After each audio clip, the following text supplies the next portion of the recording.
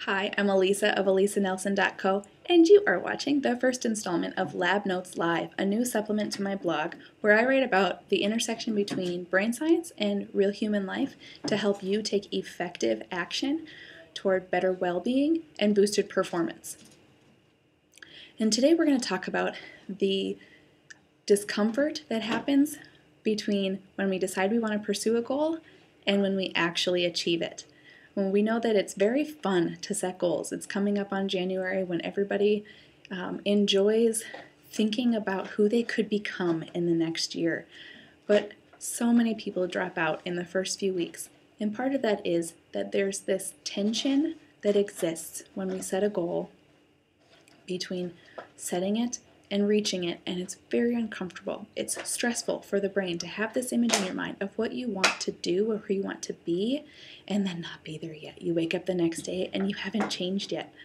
So I'm going to give you 5 steps that will help you get comfortable in this tension so that you can stick with your goals and make the big dreams that you have happen.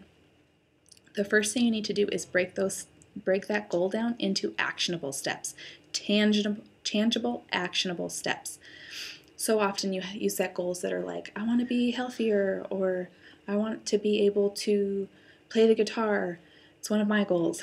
But you don't actually know what it takes to get there, and then it becomes this big scary thing rather than realizing that, like, in order to reach that, it's like spending 5 minutes a day doing something, or spending 5 to 20 minutes, or whatever it is. But you break it down into little actionable steps that you can take, whether it's day by day or week by week, so that you are taking steps forward and seeing yourself progress. So the next thing you need to do, number 2, is to schedule those things. Don't schedule them for a week out. Find something that you can even do right then as you're making the list. What's something that you can do to immediately check something off of it? That's going to give your brain a little boost of dopamine. We find it fun to complete things. Our brain gives us a little reward and we feel happy for doing that. And as you rack up some of those small wins, you'll build momentum, which will decrease the activation energy needed to do the work. Typically, any goal that you're pursuing will always take a little bit longer than you expected it to, or it'll entail obstacles or something that you didn't expect.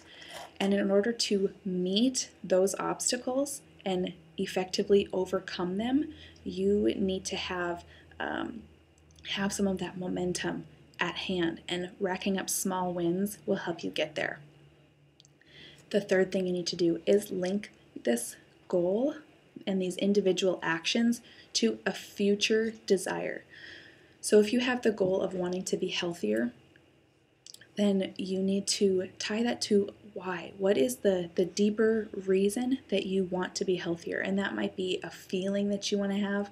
I hear lots of moms talking about wanting to have the energy and the endurance to play with their kids and just enjoy them and not feel so limited by their physical capabilities.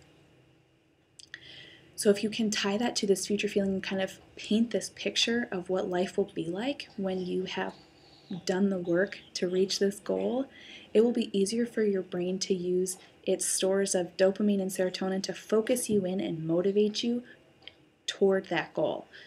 It'll actually become this anticipation of this outcome that will give you courage and resilience and bravery as you pursue this goal of living a wholer life while you choose to become the person that you really want to be.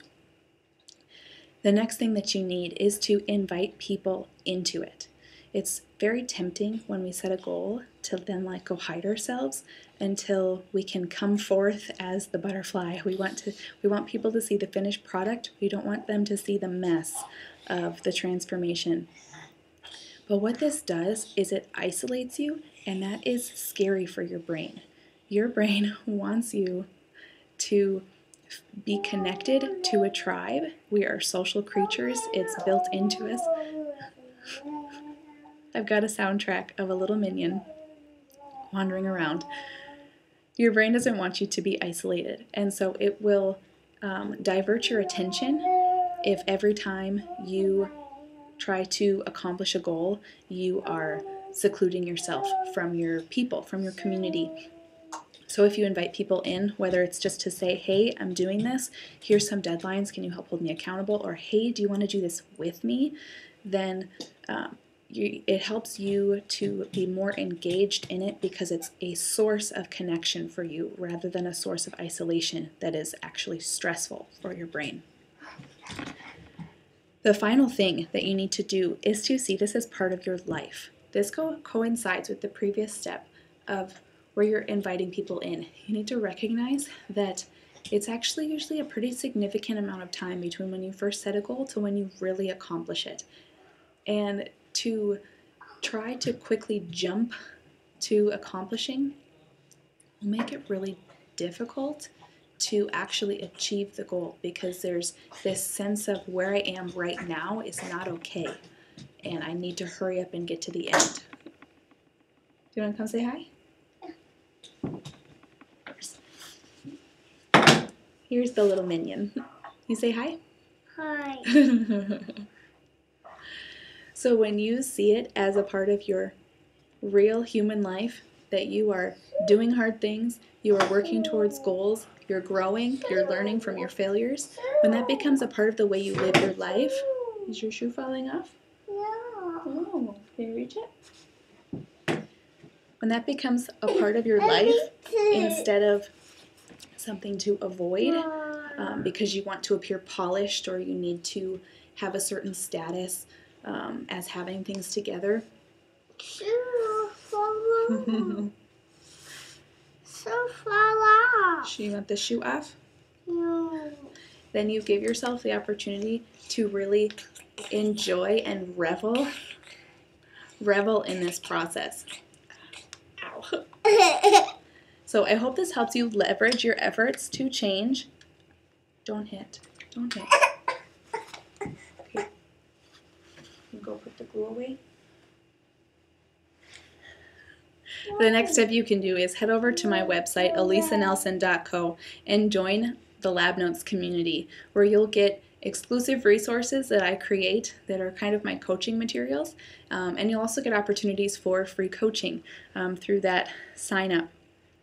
And I'll send you a little gift in exchange. And, so, making sure I've covered everything on my notes. That is our first session of Lab Notes Live. I'm Elisa, and see you later.